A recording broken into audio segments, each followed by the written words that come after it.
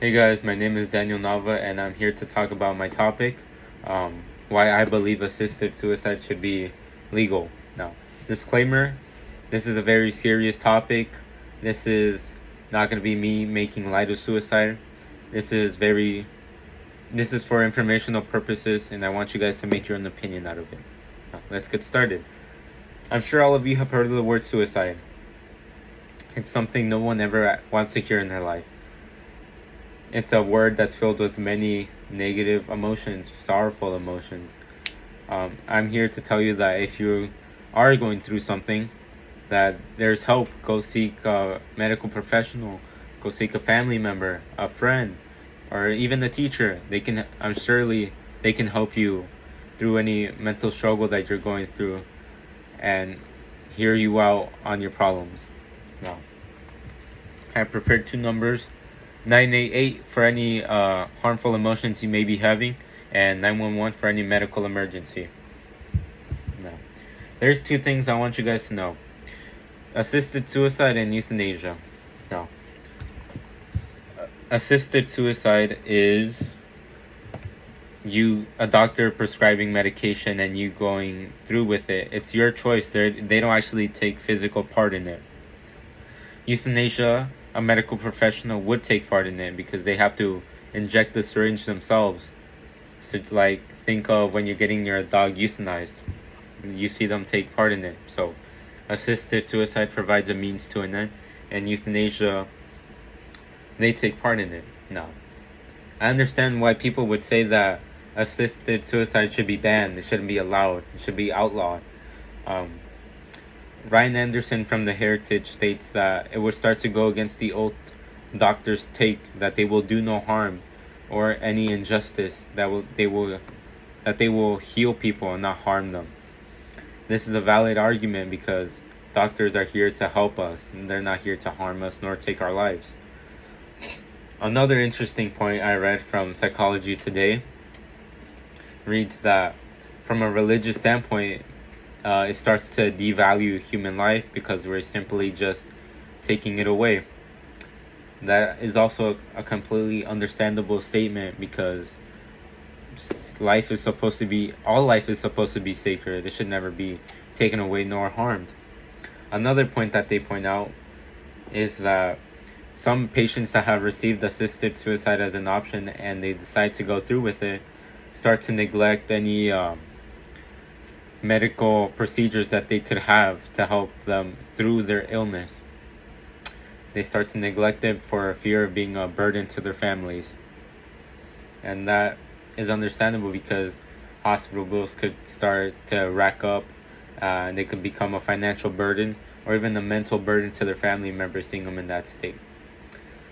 Another point I read came from an article called DNA and called the suicide capsule.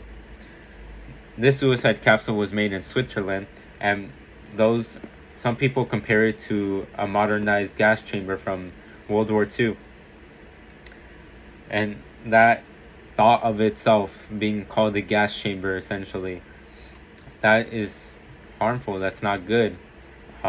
This is why it shouldn't be allowed. Another point that came from Psychology Today read that people that do commit to the choice of assisted suicide, that they could have received psychiatric help. That it could be caused from a mental struggle that they're going through, and that's why they went through with it. These 5 points themselves are so completely justifiable as to why it shouldn't be allowed. Now, even after reading these articles, I still think that it should be allowed. I mean, California, Washington State, and Oregon, these are and Switzerland too, these are some of the states and nations that do allow assisted suicide. Now, they don't allow it just for anyone that just wants to do it one day. You have to be shown that you have a terminal illness that will lead to most likely death, and that you are of competent and sound mind, and that you can make mental and health judgments as to what you're going to be doing. Now, Switzerland themselves have also allowed the use of the suicide capsule. They have made 3 versions, and it works by being, it could be 3D printed, and it essentially works by slowly allowing the passage of nitrogen gas, and it's slowly taking away the oxygen, causing hyperpoxia. Now, this will take around 1 to 5 minutes for death to happen, and it's not a painful death, it's a very harmless death. Some patients that also choose to go through assisted suicide choose it because their life they're living is not a life anyone wants to live, with constant pain, agony, or having a set date of when they're supposed to die, say 6 to a year left of life.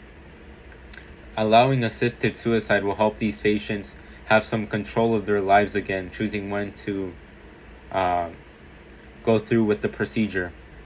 And even for those that don't go through with it, it also provides a mental benefit, saying that they have some form of control in their life. I believe it should be, in the end, it should be allowed, because to deny someone this and just let them go through with medical procedures, prolonging their life, causing them pain, that's a far more horrible act than just letting them choose for themselves to go through with assisted suicide or to not. In the end, it's their lives and they make the choice, not us. Thank you for listening. Please, again,